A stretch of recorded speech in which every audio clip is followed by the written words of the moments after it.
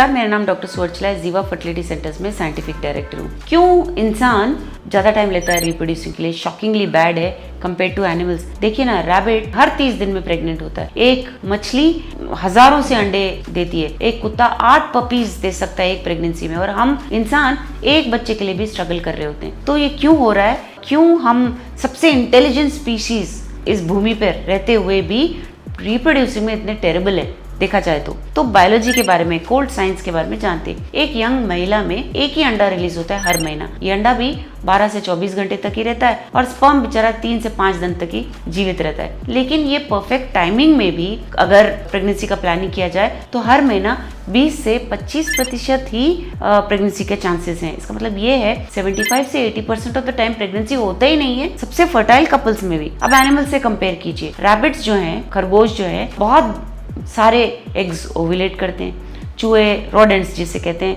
हर हफ्ते अंडे प्रोड्यूस करते हैं। मछलियां बहुत सारे अंडे रिलीज करती है। बहुत सारे अंडे नेचुरली एनिमल्स में रिलीज होना एक रिप्रोडक्टिव सिस्टम है। इंसानों में ये सिस्टम अलग है। हम क्वालिटी ओवर क्वांटिटी देखते हैं। हमारा body quality over quantity, survival over speed, brain development देखता है। लिटर साइज से ज्यादा कितने बच्चे हैं वो जरूरी नहीं है, ब्रेन डेवलपमेंट कितना हुआ है ये बहुत जरूरी है। ये एक ड्रॉबैक के जैसे हो गया प्रेगनेंसी के लिए भी। तो हमारा जो बिग ब्रेन है वो भी एक प्रॉब्लम है, क्योंकि ह्यूमन का जो ब्रेन है वो एनिमल किंगडम में रिलेटिवली बहुत बड़ा ब्रेन है, बहुत इंप्रेसिव लगता है। लेकिन प्रॉब्लम ये है कि ह्यूमन का जो पेल्विस एरिया है बहुत नैरो है वॉकिंग के लिए। तो बेबी का हेड बहुत बड़ा है, प्रेगनेंसी रिस्की हो जाता है, लेबर डेंजरस है, डिलीवरी पेनफुल है। इसीलिए मैटरनल मॉर्टेलिटी बहुत ज़्यादा देखा गया है ह्यूमन एवोल्यूशन में। लेकिन नेचर ने क्या किया, हमको इसीलिए स्लो पैदा करने के लिए दिया, 1 baby at a time, long gaps लेने के लिए बोला। प्रेगनेंसी के बीच में, बर्थ के बाद भी, बच्चा पैदा होने के बाद भी लॉन्ग डिपेंडेंसी, बहुत साल बच्चों का ख्याल रखते हैं।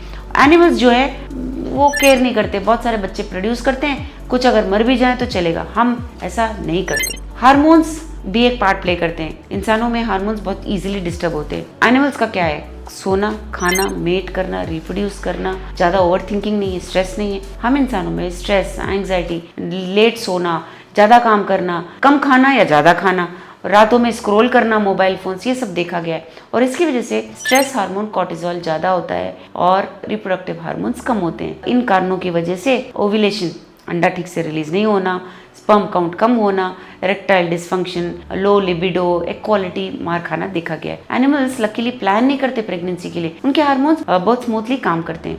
ह्यूमंस को प्लान करना पड़ता है, हम पैनिक करते हैं, डिले करते हैं और फिर उसके बाद स्ट्रगल करना एक आदत सी बन गई है। मॉडर्न ह्यूमन बींग्स जो है अपना फर्टिलिटी खुद ही पॉइजन कर रहे हैं। एनिमल्स का क्या है, वो नेचर में है। हम इंसान केमिकल एनवायरनमेंट में जी रहे हैं। हमारे इर्द गिर्द बहुत सारे प्लास्टिक कंटेनर्स है, एयर पोल्यूशन है, pesticides, processed food, hormone treated meat है, कैफीन बहुत ज्यादा लेते हैं हम, शराब, smoking, steroids, protein powder, sleeping pills, बहुत लंबी लिस्ट है। लेकिन जानवरों में स्पर्म काउंट एकदम स्टेबल है। इंसानों के स्पर्म काउंट में 50% घटोती देखी गई है 50 साल के ड्यूरेशन में, पिछले 50 सालों में। एनिमल्स खाते हैं सर्वाइव करने के लिए, हम कन्वीनियंस के लिए, टाइम पास नहीं हो रहा तो भी खाते हैं। इन आदतों की वजह से हमारा फर्टिलिटी भी कम हो रहा है। और एक बात यह है कि जब बॉडी थक जग जाता है तब हम प्रेगनेंसी के लिए कोशिश कर रहे हैं। आजकल जो जानवर हैं वो मैच्योरिटी पहुंचते ही बच्चों के लिए रिप्रोडक्टिवली एक्टिव हो जाते हैं। हम इंसान education, career, financial stability, relation stability, emotional stability, इन सब का ख्याल रखते हुए जब तक रेडी नहीं होते तब तक प्रेगनेंसी के लिए कोशिश नहीं कर रहे होते हैं। कई बार एक क्वालिटी कम हो जाता है, क्रोमोसोमल प्रॉब्लम्स ज़्यादा हो जाते हैं, स्पर्म मोटिलिटी, टेस्टोस्टेरोन लेवल्स कम हो जाते हैं। इन सब प्रॉब्लम्स के बाद प्रेगनेंसी के लिए कोशिश करना अच्छा आइडिया नहीं है। इंसानों में हमारा जो बायोलॉजी है 30 के बाद ऑलरेडी थका हुआ है, इसलिए हमें ठीक समय पर प्रेगनेंसी प्लान करना चाहिए। हाँ, हम बहुत इवॉल्व्ड हैं, बहुत इंटेलिजेंट हैं, लेकिन हम बहुत स्ट्रेस्ड भी हैं और हम डिले भी करते हैं, इंटॉक्सिकेटेड हैं। ऐसे लगता है जैसे कि मॉडर्न लाइफ ही सबसे ज़्यादा इम्पॉर्टेंट चीज़ हो गया है हमारे लिए। इंसान कैलेंडर्स, एप्स, डॉक्टर्स, इंजेक्शंस और दुआओं में बिलीव करता है और ये सोचता है कि हम बहुत स्मार्ट हैं, हम कभी भी प्रेग्नेंट हो सकते हैं। सर्वाइवल इजी है, लेकिन पेरेंटिंग या प्रेगनेंसी थोड़ा सा कॉम्प्लेक्स है। आपको सही वक्त पे इसे प्लान करना चाहिए। इसके बारे में और जानकारी के लिए अवश्य जीवा फर्टिलिटी सेंटर्स आएँ।